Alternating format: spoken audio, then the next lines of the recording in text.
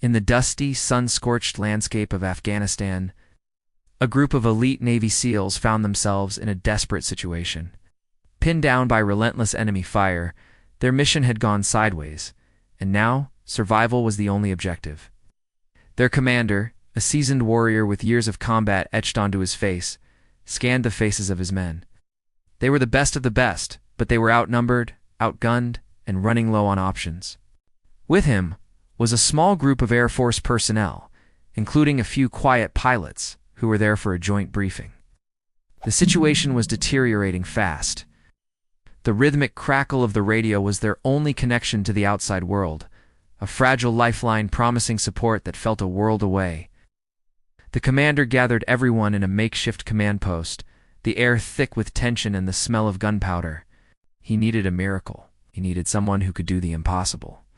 Looking at the tired, determined faces around him, he posed a question that cut through the chaos. "All right, listen up. We're in a tight spot. Who here can shoot? I mean really shoot. I need someone who can put rounds on a target from a distance, with precision, under pressure." The SEALs, all expert marksmen, looked at each other, ready to volunteer.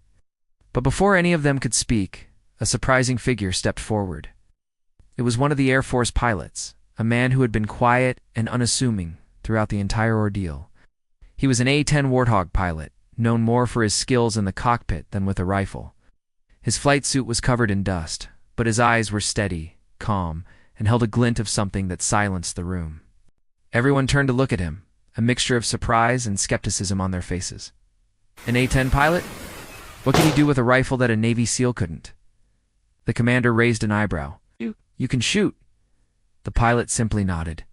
"Yes, sir, can shoot." There was no arrogance in his voice, just a simple statement of fact. The commander hesitated for a moment, weighing his options. He had a team of the world's most elite special operators, yet this quiet pilot was the one who stepped up. There was something about his confidence, his unnerving calm, that made the commander take a chance. "Right," he said, handing the pilot a specialized long-range rifle. "Show us what you've got." "We've got enemy snipers pinning us down from those ridges. Take 'em out." The pilot took the rifle, his movements fluid and practiced. Didn't waste a second. He checked the weapon, adjusted the scope, and settled into a firing position with a level of comfort that stunned the onlookers. It was clear this was not his first time behind a high-powered scope. He was a natural.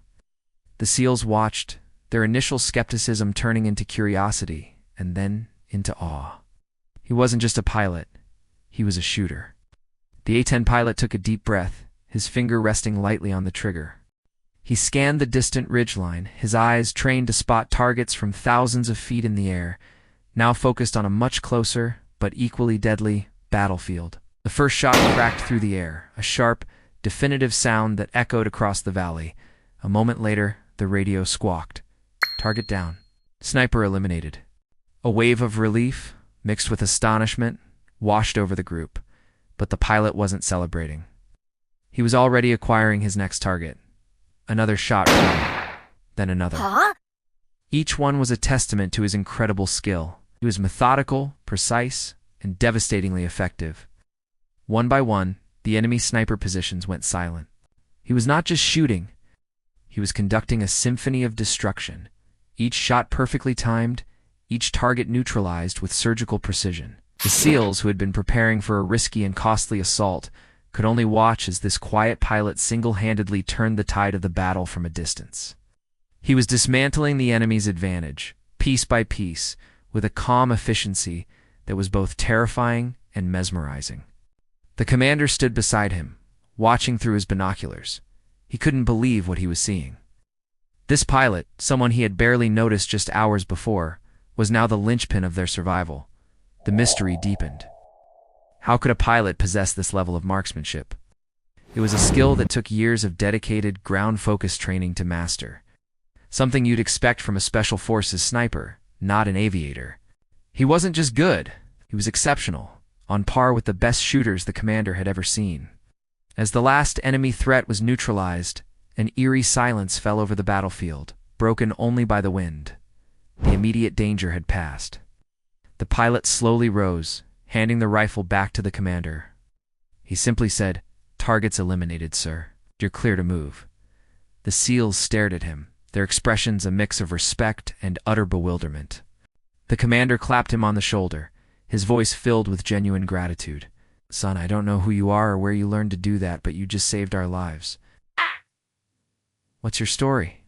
The pilot, whose name was Lieutenant Colonel Michael T-Bone Johnson, finally offered a small smile. It turns out his story was as remarkable as his shooting. Before becoming one of the Air Force's top A-10 pilots, he had spent years on the Air Force's elite rifle team.